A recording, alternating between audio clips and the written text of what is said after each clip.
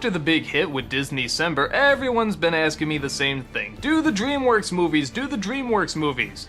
And yeah, actually I guess that does sort of figure now, doesn't it? In the old days, the big competition used to be Disney and Warner Brothers, and in some ways they still are competitors, but when it comes to film, hands down Disney won the battle. But now a new contender seems to have come out of nowhere, known as DreamWorks. DreamWorks, in many ways, is to Disney what Warner Brothers cartoons are to Disney cartoons. Disney was always described as the classical music of cartoons, where Warner Brothers were described as jazz. Disney and DreamWorks seem to work the same way. Both are alike in many ways, but DreamWorks seems to take a few more chances, for the most part. They too try to succumb to what the general audience will enjoy, but they throw in a few more twists and turns. Stories and characters that are a little bit more off-color. That is, at least compared to the Disney formula.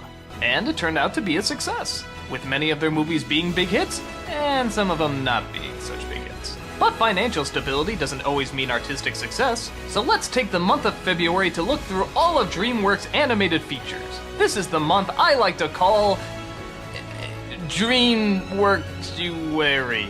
Yeah, that's what I'm going with. I know that. Shut up!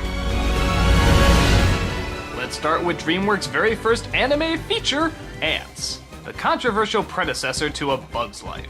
Did Disney think of the idea first? Did Katzenberg? Blah blah blah blah blah, who cares? Let's just look at the movie as a whole.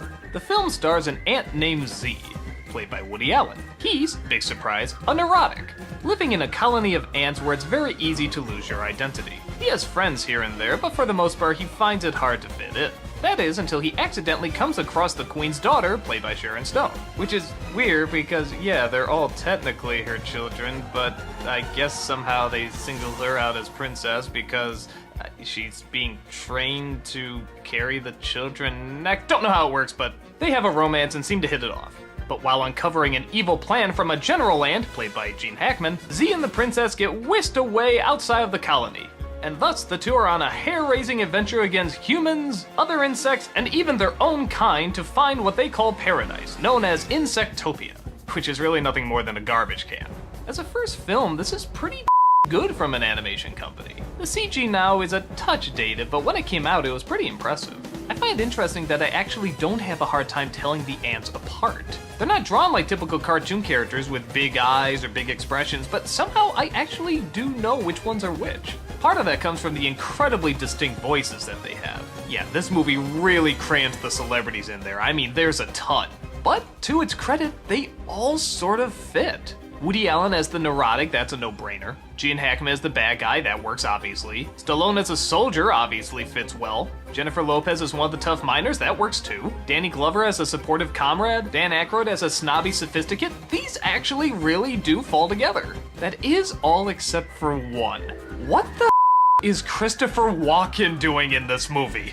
And I'm not at all about the Christopher Walken hate. Anything he's in, I'll take it. But why? He has like no role. He's the assistant to the general, and that's it. There's no other character to him. He's not weird, he's not strange, and his voice sticks out like a sore thumb.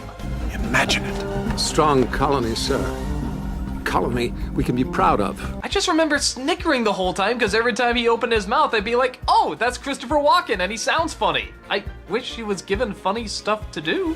But while we're on the subject, the film is pretty funny. I mean, okay, not knee-slapping funny, but it certainly does great in creating these grand environments, made out of everyday small things. Their view of the world and the way they actually act as a colony is pretty entertaining. Literally, at birth, they decide whether or not they're gonna be a worker or a soldier. And of course, there's a lot of obvious commentary in either following the pack or being an individual, and where you draw the line. Which is why I think the film really does work better for maybe a younger audience. I remember when I saw this, I was a junior in high school. I was going through my rebellious artist phase, and this is just the movie I wanted to see.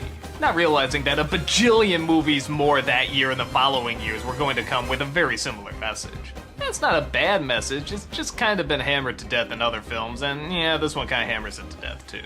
But what makes it stand out is the characters, the environments they create, and the fact that while it's animated, it doesn't go totally kid-friendly. I mean, yeah, kids can watch it, and like I said, I enjoyed it in high school, but the designs aren't as colorful or baby-friendly as something like Pixar can be. Neither is the story or the content for that matter, and I think that gives it a little bit more of an edge. Even the bad guy's diabolical plan at first I thought was kind of cliched. What, he just wants to wipe out the weak, start all over, and have a survival of the fittest type thing? But when you really look at the way they set up this colony and the way things work, yeah, actually you can see how a character like that would be formed. I even give credit to the fact that the bugs are not all the same size like in A Bug's Life. Everything is actually to scale. The termites are much bigger, mantises are much bigger, bees are much bigger. It's like, yeah, bugs aren't all the same size, and that makes for a much more entertaining and threatening world to go through.